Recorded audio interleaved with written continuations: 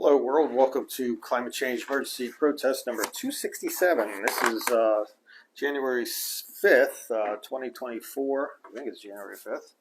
Yep. And next week will be Climate Change Emergency Protest number 268. That'll be on January 13th, 2024. This seat is weird. Anyways, okay. 2023 was the hottest year in 125,000 years. Hottest year in 125,000 years. In the history of humanity, it has never been hotter. That's what they estimate.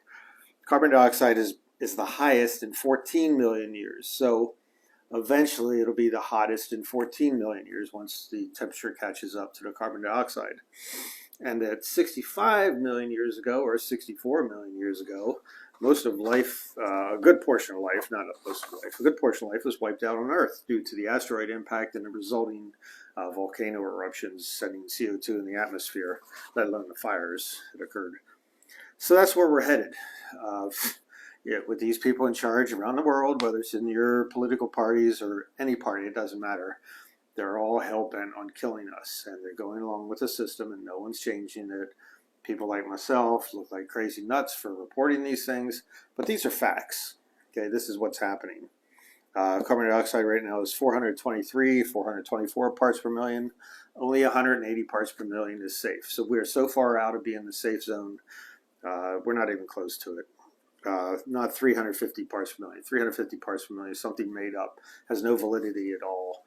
You'd still have feedback loops, and eventually you end up on the extinction path as well, just not as quickly as we're heading right now. So it's the highest in 14 million years, carbon dioxide, and it's been the hottest year in 125,000 years. The 1.5 centigrade guardrail for the 2015 Paris conference, COP, whatever it was, who cares at this point, doesn't matter, COP19, I don't know what it was. But anyways, they set up an idea that we're going to keep temperatures below 1.5 degrees Celsius increase since 1880. Well, we've passed that. We're at 1.53, 1.73, who knows, because the 1750 baseline, which they should have been using, which was part of the original deal with the Paris Agreement in 2015, the agreement said that we weren't going to pass 1.5 degrees Celsius as of 1750, the year 1750. But then they moved the goalposts up to 1880 to make it more accessible and easily to accomplish, came in below 1.5. Well, they failed. They kept going to business as usual. At that time, Barack Obama was president. He cranked out more oil than the previous presidents had. He put in pipelines that he bragged about in Oklahoma. Look it up. That they had enough pipeline installed that would go around the whole earth, but just in the United States though. So he put in that much pipeline. So now Joe Biden's president, after Donald Trump cranked out oil, Joe Biden's president, and this is the highest level of oil output of any country in the history of the planet. More than Saudi Arabia, more than Russia. We're putting out a record amount of oil every day, 13.5 million barrels a day. They think that we're going to go to 14 million barrels a day. This is not a path to survival. This guy in charge is not a climate change president. The next guy coming in, probably Donald Trump, is going to be even worse. They're going to drill, baby, drill. He said he's going to drill the hell out of everything. So why would you think things are going to get better? They're not. You vote for Donald Trump, you vote for Joe Biden, you get the same, and you deserve what you get, and you get what you deserve. We're headed on an extinction path. Clear and simple. Unless you are willing to change your vote to people that matter and not in these two parties, you're not going to survive. Your children won't survive. This is a path we're on. We're on a path to hell right now. But who am I to buck the system? So right now we're going to head towards 2 degrees Celsius. And many think that once you get to that point, approaching that point, you're going to have such feedback loops that survival will become very difficult. And we're headed right for it. And the way we're headed for it is probably the next 4 years, 2 years, 5 years, 10 years, whatever it is, the outlook does not look good. And once you pass 2 degrees, and things start spinning way out of control, and feedback loops start occurring, and we're at the point probably now where the feedback loops are getting control of the situation. It doesn't matter what we do. We're headed off the cliff, or we're already off the cliff. So if we keep on this path, we're not going to get out of it. There's no chance at all. I mean, at least you can do the struggle now and feel that you can do something. But eventually everyone will give up and go, oh, well, we're all going to die. Let's party out. And that's not the way to treat the next generations. It's not the way to treat the generation coming up now or the generation before that that's coming up right now. It's so unfair and so un-Christian-like and so un-Muslim-like, or is against the words of Islam, and against the words of Judaism, and against the words of Hinduism, and against the words of Taoism, and you name it. All religions have a commonality, and it's survival and trying to help those behind you to have a better life than yourself. And we're not headed there. This is anti-religion, anti-everything, anti-thought process about humanity. Even if you don't believe in any religion, it's anti-humanity. It's anti-life on Earth. It's anti-animism. Animals will not survive. You think, oh, well, the animals will be fine. No, they're going to die too, equally and faster than what we are. Right now, we're heading at a background rate of extinction is 1,000 to 10,000 times what you would expect normal extinction rates to occur. We're 10,000 times the expected background rate at the level of extinction right now that we're in right now.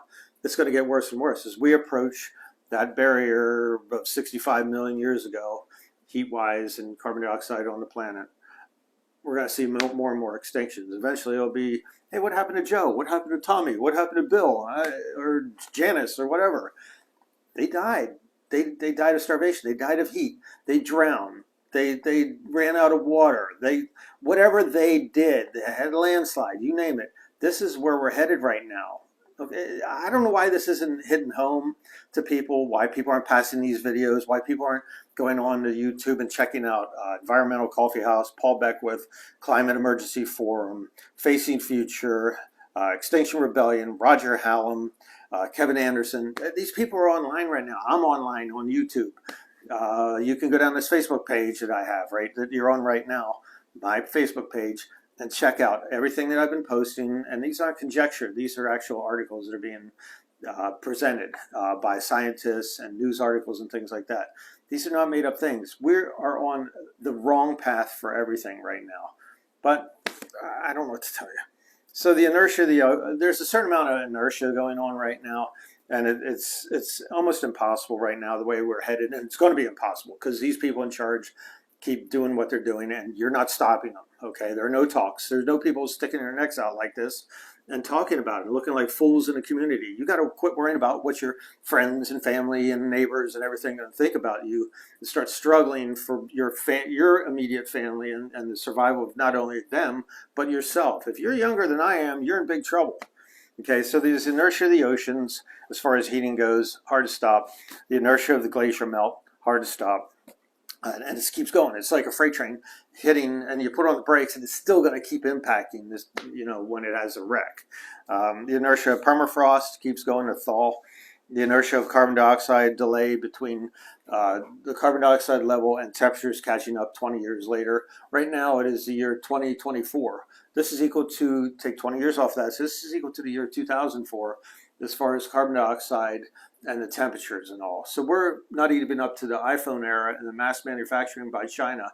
This is what's coming. Things are going to get a hell of a lot worse temperature-wise, and talk about some other things here too. Carbon dioxide and temperature in the past, the other extinctions, carbon dioxide either went up or the temperatures went up, and each one started following each other. So we're headed to that point where temperatures are eventually going to catch up to the carbon dioxide level. And then what happens then is that the carbon dioxide level keeps going up because they're feedback loops, and then the temperature catches up. Then the carbon dioxide goes higher, and the temperatures catch up. And this is because of feedback loops with permafrost and things like that. Glacier melt, oceans no longer holding the heat. Eventually, the oceans won't be able to hold the carbon dioxide that they've been absorbing. The oceans have been absorbing 25% of all the carbon dioxide we've been putting into the atmosphere. 25%. When water heats up, it can no longer hold the chemicals such as carbon dioxide and things like that. The oxygen levels start plummeting. Cold water holds more oxygen than does warm water. Carbon dioxide in the water is held at a greater rate than is warm water. So eventually the oceans will give up on us and start venting this stuff off. The oceans are absorbing 90% of the heat that we're putting into the atmosphere. 90% of the heat we're putting into the atmosphere. Eventually the oceans won't be able to absorb that, and you have permanent El Nino. There won't be any let up. There won't be any La Nina where things cool down. It's not going to happen. So this is the path we're on, and these are leaders who aren't telling you the truth as to what's happening. I can look like a lunatic right now. I don't care. I know I'm correct on what I'm saying. Your leaders are the ones that are lying to you right now as to what's happening.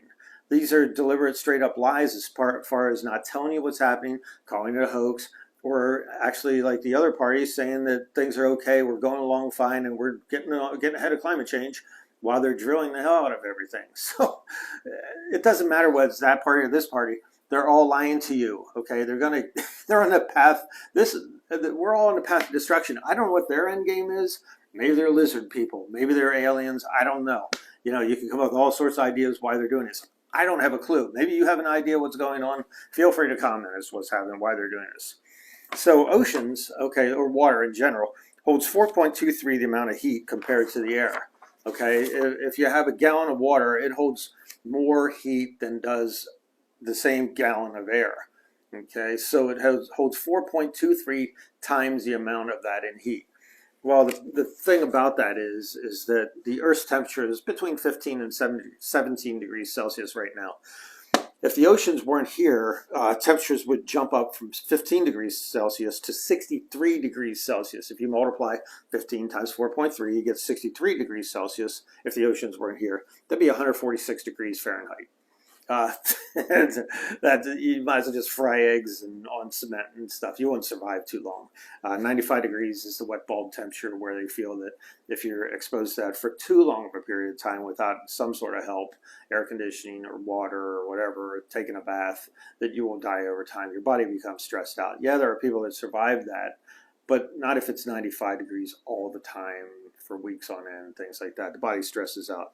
So we're not slowing down this path that we're on. The leaders are not making their case. They're not talking about it. And we're not slowing down this path. We're going faster and faster and faster off this extinction cliff.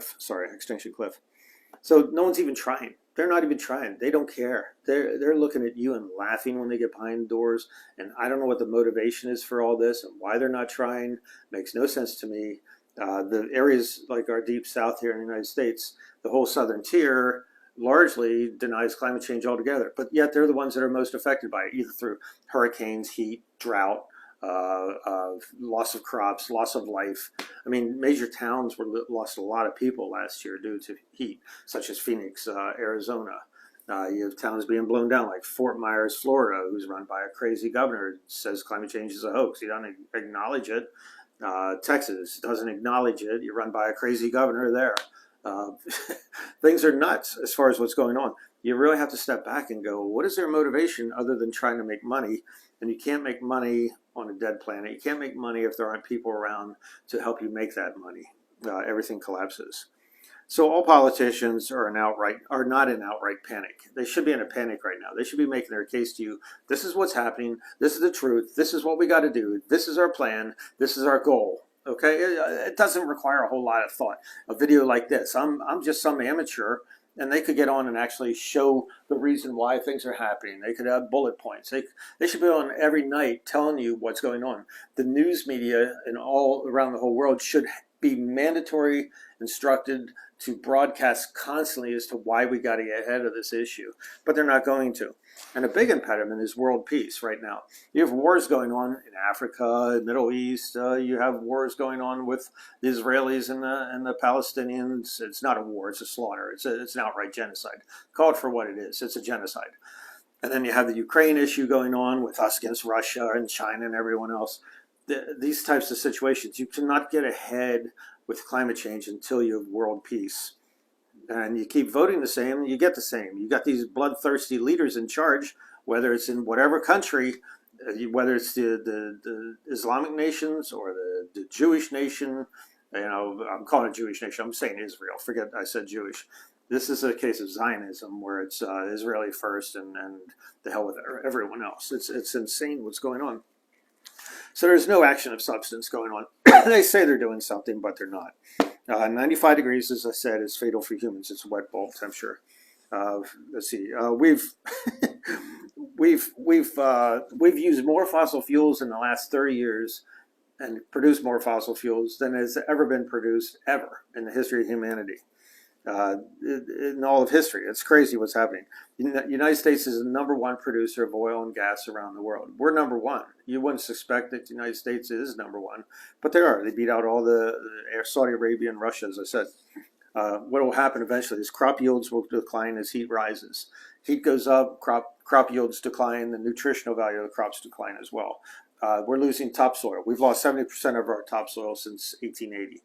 And how they balance that out and keep producing more is to put more fertilizer in the ground, which they're running out of fertilizer. They're just poisoning the ground with whatever fertilizer they have, and they shouldn't be doing that. It's overuse, and eventually what happens is that these soils become too toxic that they won't be able to produce crops. Probably acidic, who knows, whatever the chemical composition is, they just become worse and worse, at a point where it's a tipping point where they no longer produce the same crops that they were before, and then you have starvation going around the world. You know, Americans, I don't know if you've ever seen an American grocery store, but we have food from around the world.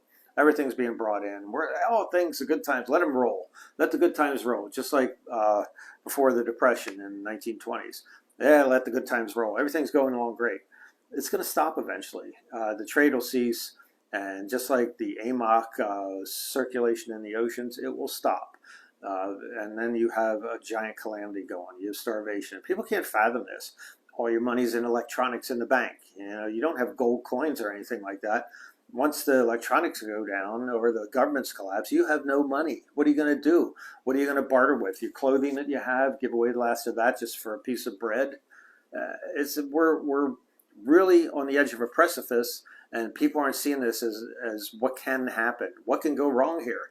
And there's so many things, so many poison arrows directed at us as a society and humanity and animals and plant life around the world. There's so many poison arrows pointed at us right now, and we're not seeing it. We say we're very clever and very smart. We're stupid. I mean, who can't see this? If you can't see this, then you really need to study on things as to what's happening. Go to those pages I said about YouTube and check them out. Get away from your corporate news. They're not telling you the truth as to what's happening. It's insanity what's happening right now. So you have the chemical fertilizers, then you have drinkable water, less and less. Water is becoming poisoned around the world, the water you drink. And it's worse and worse and worse. Ask people in Flint, Michigan. Ask people around the world, India, Bangladesh, things like that. The water is putrid, some of it, or it's dried up. It's not available. Morocco, one of their big dams, only has 1% of its water in the reservoir. 1% of the rest of the second biggest dam in the country. They only have 1% of their water available. So this is where we're headed. Forests are becoming extinct, as strange as that sounds. I believe the Amazon has passed its tipping point. At 1.5 degrees Celsius, the Amazon tends to die off. And when you lose one tree, the neighboring trees die off. And then the neighboring trees die off. And what happens is that you have less of the stable system that you're used to. You know, like it rain midday, and then things dry out, and then rain again. And it's part of the rainforest cycle. But things are changing fast, and you're going to see massive amounts of heat. Then the massive forest fires will come. And eventually these mountains over here, the Blue Mountains, the Appalachians, or Appalachians as people say, I grew up with the Appalachians, and you're going to see massive fires. And eventually it'll come to this town of Gettysburg, and you're going to have massive heat. They're not ready. They're not hardening up what can happen. They're not talking to anyone, not having town meetings saying, hey, if this happens, how are we going to stop this? Or what can we do to mitigate it? What if we run out of water? What if the fires start? What if there's too much heat? How do we save the citizens? What can we do? How cooling areas? How can we establish green areas? This is every town in the USA, every town in the country, every town in the world, that we need to all get together and discuss how can we mitigate what's going to happen or adapt to when it happens, okay? So it's not happening. There's no forward thinking. This town is just ridiculous. They know I'm doing these broadcasts. In fact, I took all my broadcasts off the local networks because no one was saying anything, and there's no sense in keep trying with them. And the local people that I know around here, I stopped sending broadcasts to them. You people I'm still sending it out to because you're watching this, and most of you will get the video in one form or another. So the conclusion is we're rudderless. We're in a ship that's just rudderless, and it's headed towards icebergs, metaphorically speaking, because if there are icebergs, it means they calved off from the glaciers. But we're rudderless. There's no forward thinking as to what's happening. There's no honesty. There's no talks. Joe Biden has not made any presentation every night as to what's happening and why we need to battle this thing like World War II. Franklin Roosevelt was saying why we need to go ahead, why we need to sacrifice, why we need to do this, why we need to do that, and proving this point. And that's not happening here. It's not happening anywhere, I suspect. So, don't blame the other party. Don't blame the Republicans. Don't blame the Democrats in this country. They're both to blame, okay? You can't point your finger at the other one when your own party is doing bad things. Right now, we need a grassroots campaign, establishment of different parties that aren't corrupted and taking money from the fossil fuel industry and are willing to cut subsidies to the fossil fuel industry and move forward and get mass transit going. Get away from this car culture, have mass transit, just like Denmark has mass transit everywhere. Smaller country, but the same idea could be done here easily. My dad, when he was younger, to visit my mother, will take a train from Norristown to Philadelphia, take a train from Philadelphia to Lancaster, take a streetcar from Lancaster to York, Pennsylvania. I mean, it was a crazy distance. Never had a car. It was just mass transit. And these are the things we no longer have. So what I'm saying to you is we're rocketing towards 2 degrees Celsius increase since 1880. And the only conclusion is we're on to oblivion and beyond. You hear to infinity and beyond. Well, we're headed towards oblivion and beyond. And it sounds dumb to say oblivion and beyond, just like infinity and beyond, but that's where we're headed. We're not going to be here, if we keep this pace up and this path we're on right now. We need to change our path. The only way to change path is to change the attitudes, change the knowledge, change your voting, where you're normally voting, who you're voting for, and find candidates that aren't associated with any party per se, and aren't taking money through graft and corruption, and are good, honest people. So I'll catch you next week. That'll be January 13th, and that'll be number 268. See you later.